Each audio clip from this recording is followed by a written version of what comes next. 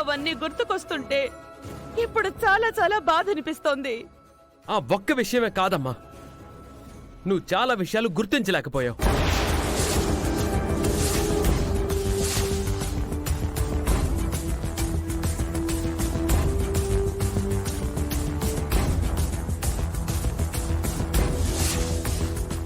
అన్నయ్యకి అలాంటి పరిస్థితి రావడానికి కారణం అక్షయ్ కలిపిన ఔషధం అయ్యుండకపోవచ్చని ఎందుకు ఆలోచించకుండా నోరు జారావు?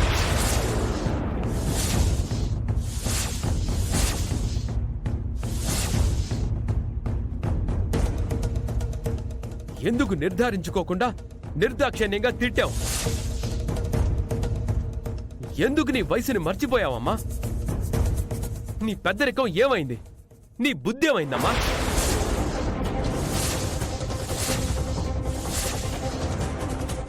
అంతా నీ వల్లనే జరిగిందమ్మా.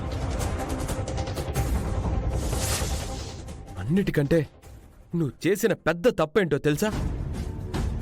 అవని గర్భంతో ఉన్నప్పుడు అమ్మవారికి శిశువుని దత్తతివ్వడం.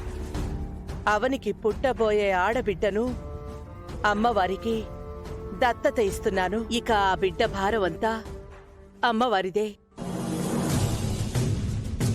నువ్వు చేసిన దాన్ని తప్పు అని అనకూడదు, పాపం అనాలి, మహాపాపం అనాలి. గంగలో స్నానం చేసినా, మంచి పనులు చేసినా, గుడులు కట్టించినా పాపాలు పోతాయనంటారు. నువ్వు చేసిన పాపం మాత్రం ఏం చేసినా పోదమ్మా.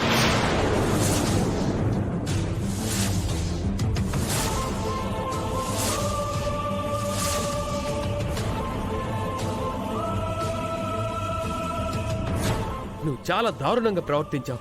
చిన్నపిల్ల మీద దయా కరుణ జాలి లేకుండా మాట్లాడావు. అందుకే మనస్తాపానికి గురై ఇంటి నుంచి వెళ్ళిపోయింది.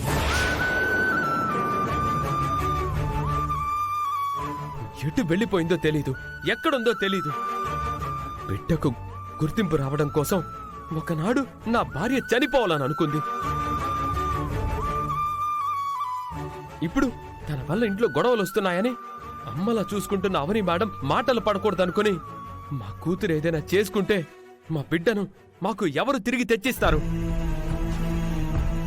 మాకు జరగరాని నష్టం ఏమైనా జరిగితే ఎవరు పూడుస్తారు? అంతా నీ వల్లే జరిగింది. నీ వల్లే, నీ వల్లే, నీ వల్లే. ఇంకాపరా.